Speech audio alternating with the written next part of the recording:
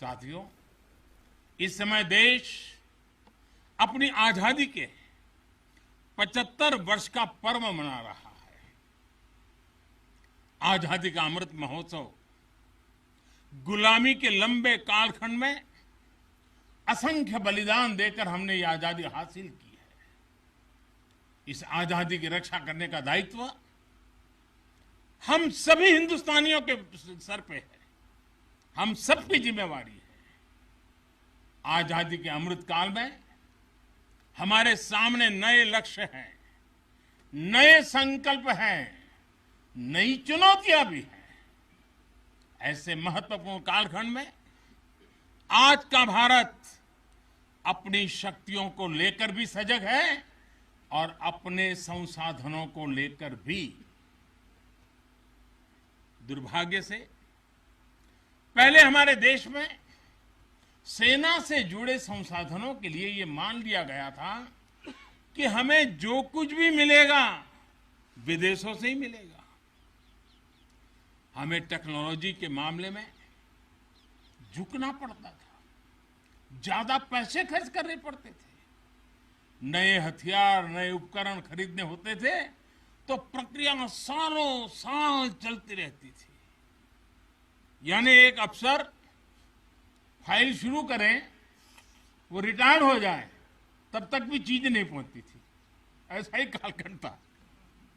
नतीजा ये कि जरूरत के समय हथियार फिर आपाधापी में खरीदे जाते थे। यहां तक कि स्पेयर पार्ट्स के लिए भी हम दूसरे देशों पर निर्भर रहते थे। साथियों, डिफेंस सेक्टर में आत्मनिर्भरता का संकल्प उन पुरानी स्थितियों को बदलने का एक सशक्त मार्ग है। देश के रक्षा खर्च के लिए जो बजट होता है, अब उसका करीब 65% देश के भीतर ही खरीदी पर खर्च हो रहा है। हमारे देश ये सब कर सकता है, करके दिखाया है। एक अभूतपूर्व कदम उठाते हुए अब भारत ने ये भी तय किया है कि 200 से ज्यादा साजो सामान और उपकरण अब देश के भीतर ही खरीदे जाएंगे। आत्मनिर्भर भारत का यही तो संकल्प है। अगले कुछ महीनों में इसमें और सामान जुड़ने वाले हैं। देश को आत्मनिर्भर बनाने वाली ये पॉजिटिव लिस्ट और लंबी हो जाएगी। इससे देश का डिफेंस सेक्टर मजबूत होगा, नए नए हथियारों उपकरणों के निर्माण के लिए निवेश बढ़ेगा।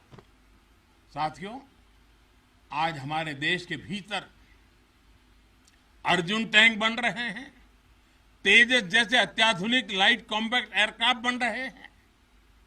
अभी विजयादशमी के दिन 7 नई डिफेंस कंपनियों को भी राष्ट्र को समर्पित किया गया है। हमारी जो ऑर्डिनेंस फैक्ट्रीज थी, वो अब स्पेशलाइज्ड सेक्टर में आधुनिक रक्षा उपकरण बनाएगी। आज हमारा प्राइवेट सेक्टर भी राष्ट्र रक्षा के संकल्प का सारथी बन रहा है। हमारे कई नए डिफेंस स्टार्टअप्स आज अपना परचम लहरा रहे हैं। हमारे नौजवान 20, 22, 25 साल के नौजवान क्या क्या चीजें लेकर के आ रहे हैं, गर्व होता है। साथियों, उत्तर प्रदेश और तमिलनाडु में बन रहे डिफेंस कॉरिडोर इस स्पीड को और तेज करने वाले हैं। ये सारे कदम जो आज हम उठा रहे हैं, वो भारत के सामर्थ्य के साथ साथ डिफेंस एक्सपोर्टर के रूप में हमारी पहचान को भी सशक्त करने वाले हैं। साथियों, हमारे शास्त्रों में कहा गया है, को अति भारः समर्था नाम, यानी जो समर्थ होता है उसके लिए अति भार मायने नहीं रखता। वो सहज ही अपने संकल्पों को सिद्ध करता है। इसलिए आज हमें बदलती दुनिया युद्ध के बदलते स्वरूप के अनुसार ही अपनी सैन्य शक्ति को भी बढ़ाना है, उसको नए ताकत के साथ ढालना भी है। हमें अपनी तैयारियों को दुनिया में हो रहे इस तेज परिवर्तन के अनुकूल ही ढालना ही होगा। हमें मालूम है कि इस समय हाथी घोड़े पर लड़ाइयां होती थी। अब कोई सोच नहीं सकता हाथी घोड़े की लड़ाई, रूप बदल गया। पहले शायद युद्ध के रूप बदलने में दशकों लग जाते होंगे, शताब्दियां लग जाती होगी। आज तो सुबह एक तरीका होगा तो शाम को दूसरा तरीका होगा लड़ाई का।